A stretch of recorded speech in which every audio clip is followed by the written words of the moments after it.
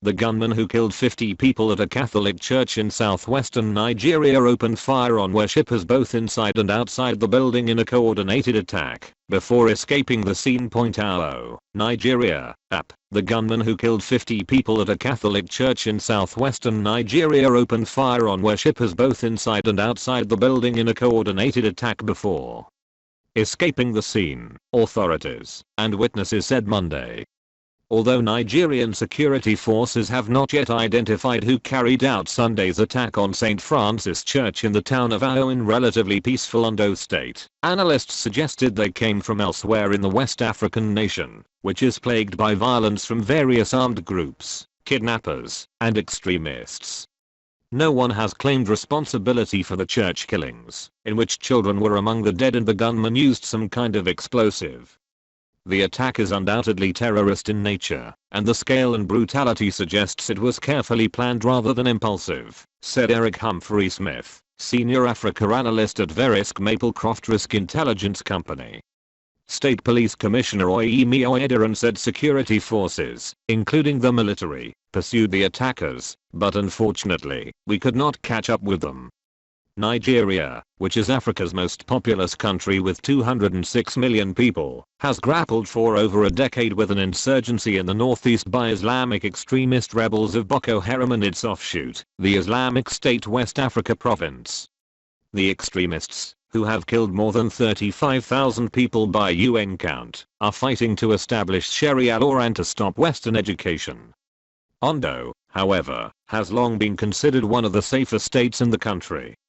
Sunday Aduale, who works in the palace of the local chief, said the gunmen used the element of surprise to their advantage. Everybody felt relaxed and had gone to church, he said. Within 30 minutes, they did what they wanted and went away. The attack came as worshippers were celebrating the Feast of Pentecost, an important Catholic post-Easter holiday.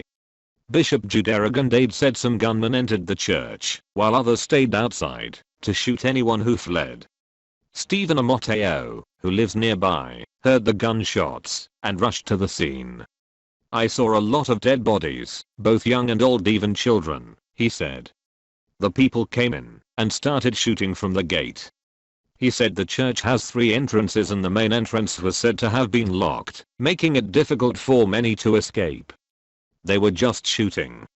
If they see anyone trying to escape or stand up, they will just shoot the person, he said. Everybody standing was bombarded with bullets. The Reverend Vincent Anadi said the gunman also set off some kind of explosive or grenade.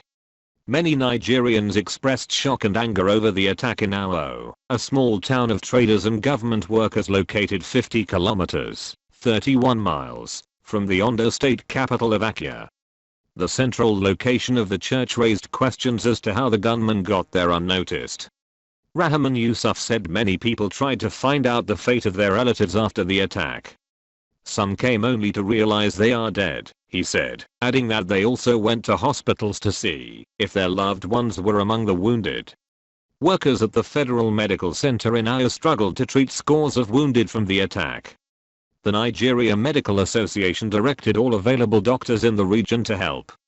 Some of the wounded were in a very bad state and needed surgery, according to a doctor there who spoke on condition of anonymity, because he was not authorized to talk to journalists.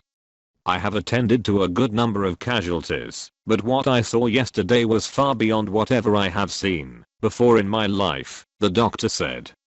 This calamity befell all age grades, from toddlers to the old ones. Blood supplies at the hospital ran out, and a plea for more has gone out, the doctor added. Mohammed Salah Nadif, head of the United Nations Office for West Africa and the Sahel, described the incident as a barbaric terrorist attack, and said he hopes the perpetrators of this horrific terrorist act against a church will be swiftly apprehended and brought to justice.